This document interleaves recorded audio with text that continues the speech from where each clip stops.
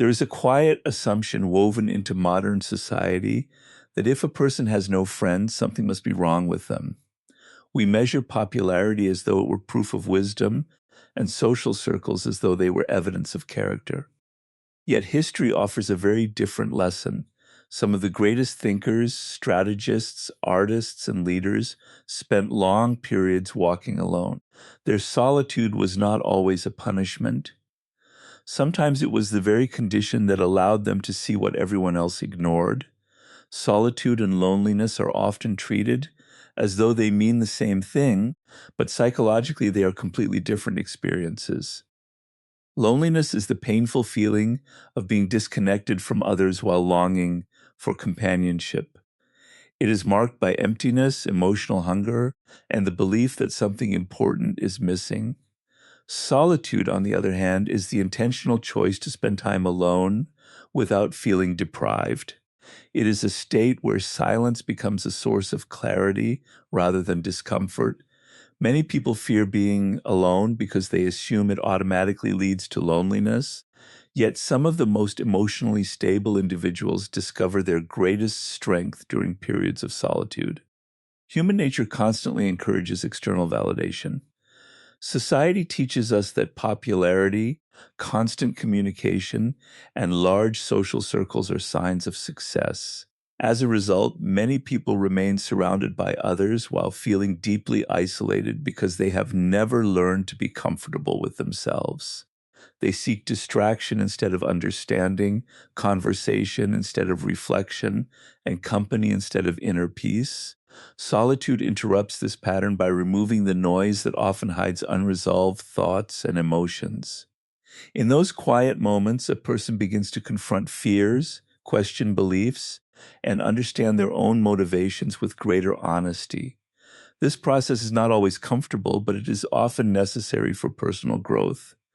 Many philosophers, writers, and strategic thinkers throughout history deliberately sought periods of isolation because they understood that deep insight rarely emerges from constant distraction.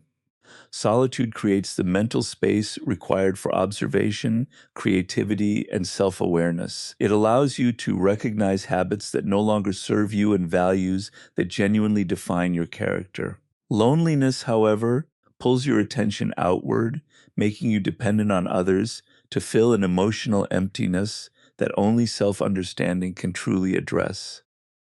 The difference between these two states lies in your relationship with yourself. A person who enjoys solitude does not reject human connection.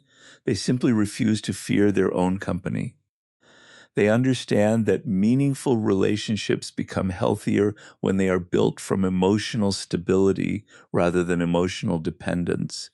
Instead of using other people to escape themselves, they first develop peace within their own mind. This inner security transforms time alone from something to be endured into something to be valued, creating a foundation of confidence that strengthens every future relationship they choose to build. People who spend long periods without close friendships often develop a way of seeing the world that differs from those constantly surrounded by social activity. While others are occupied with conversations, group dynamics, and the need to fit in, the solitary individual has more opportunities to observe than to participate. This shift from constant interaction to careful observation sharpens their awareness of human behavior.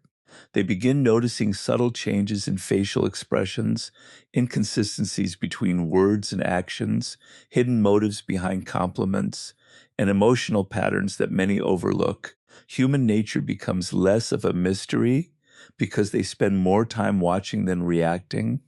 Observation has always been one of the greatest sources of knowledge.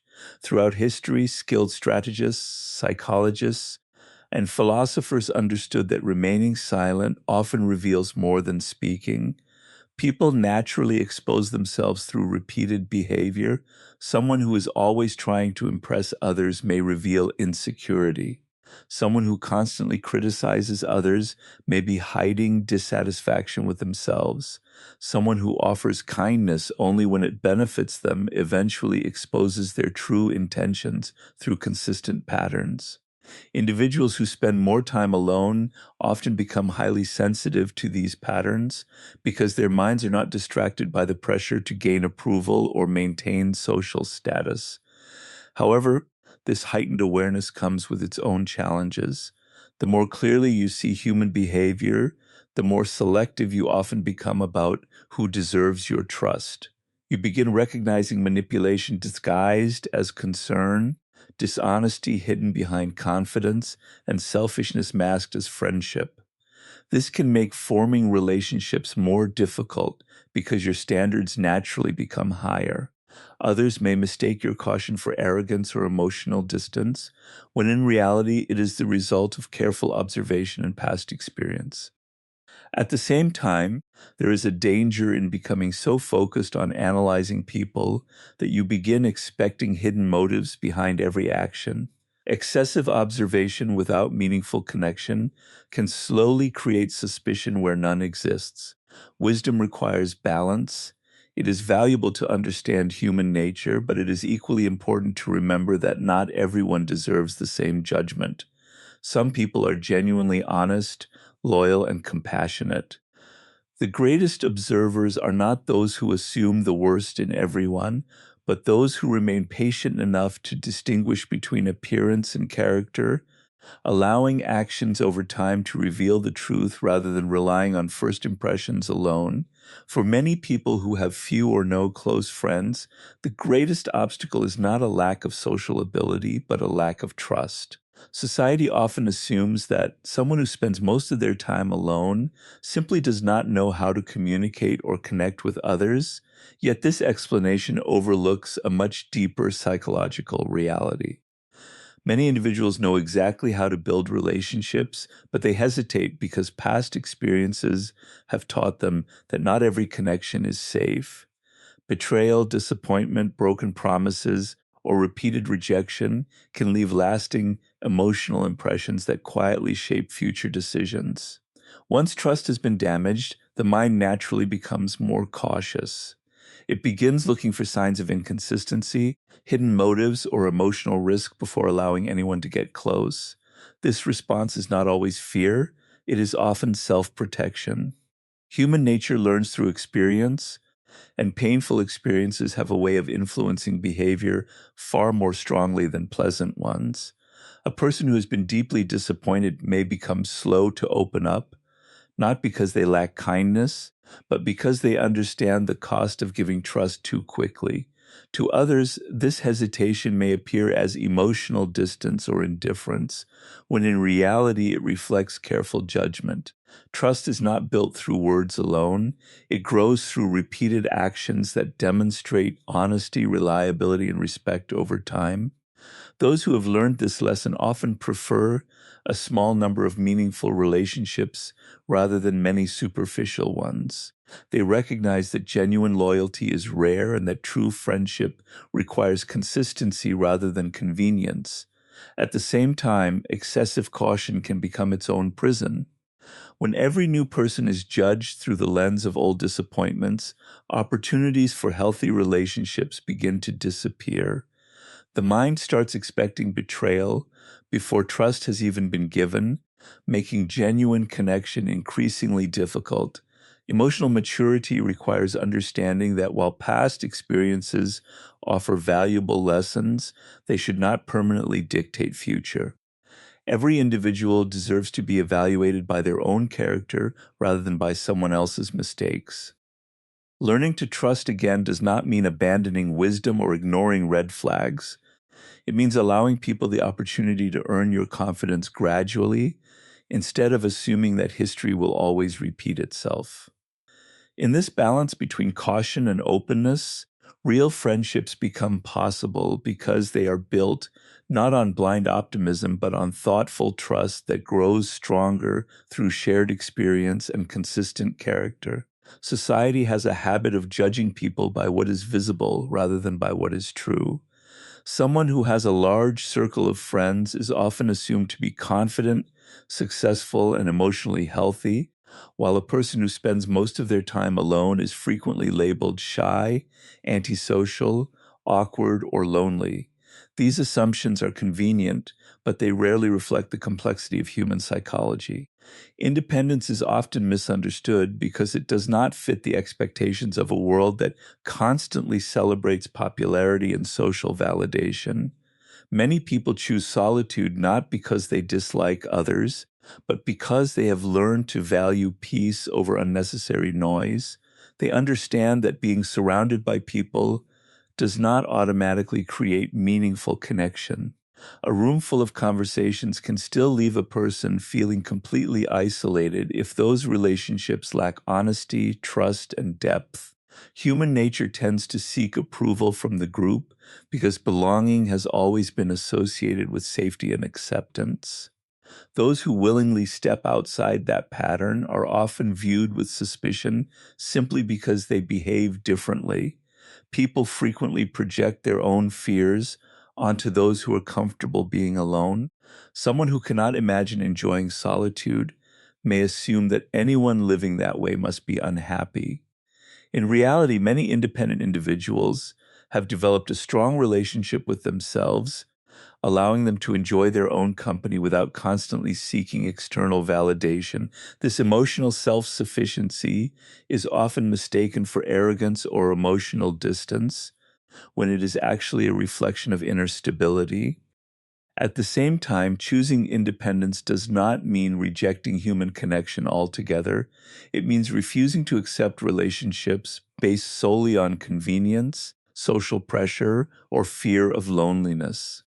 Independent people often prefer a few genuine connections over many superficial ones because they recognize that quality creates far more fulfillment than quantity. Their standards may appear high, but those standards are usually shaped by experience rather than pride. They understand that every relationship influences their emotional well-being, making careful choices an act of wisdom rather than isolation. The challenge is that society often values visibility more than authenticity, causing quiet confidence to be overlooked while constant social activity is praised. Yet true independence is not measured by the absence of people, but by the presence of inner peace. A person who is comfortable standing alone without feeling incomplete has achieved a level of emotional freedom that many surrounded by crowds are still searching for. Isolation is one of the most powerful psychological experiences a person can encounter because it has the ability to shape the mind in completely opposite directions. For some, it becomes the environment where resilience, discipline, and self-awareness are developed. For others, it gradually turns into a place where fear, bitterness, and hopelessness quietly take root. The difference is not found in the isolation itself, but in the way it is used. Time alone is neither inherently beneficial nor harmful. It simply amplifies whatever habits and thought patterns already exist within the individual. A person who approaches solitude with curiosity and purpose often discovers strengths they never realized they possessed. Without the constant influence of other people's opinions, they begin thinking independently, developing emotional stability, and learning to solve problems without depending on external validation. They become more comfortable with silence, more patient with challenges, and more aware of their own strengths and weaknesses. In contrast, someone who withdraws from the world because of fear or emotional pain may experience a very different outcome. Instead of using isolation for growth, they may spend countless hours replaying past disappointments, imagining future rejection, or reinforcing negative beliefs about themselves. The mind has a tendency to repeat whatever it focuses on most often, and without healthy direction, isolation can become an echo chamber where destructive thoughts grow stronger each day. Human psychology is deeply influenced by routine. If time alone is filled with learning, reflection, exercise, creativity, and meaningful goals, it gradually strengthens confidence and resilience. If it is filled only with regret, comparison, and self-criticism, it slowly erodes hope and motivation.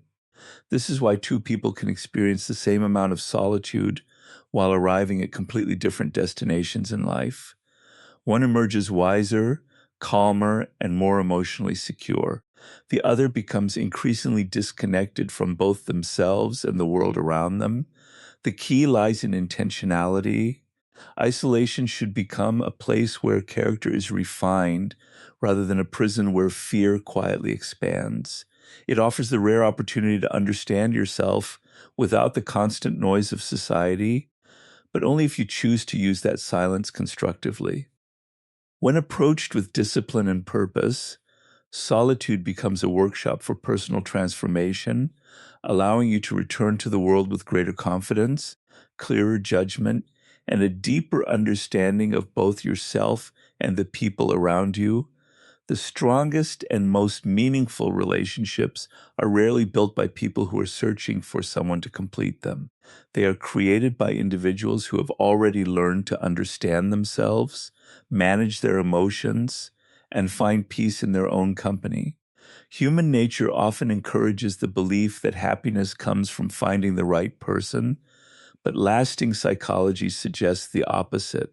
The quality of your relationships is deeply connected to the quality of your relationship with yourself. When you have not yet mastered your fears, insecurities, or emotional dependence, you are more likely to seek friendships out of loneliness rather than genuine connection.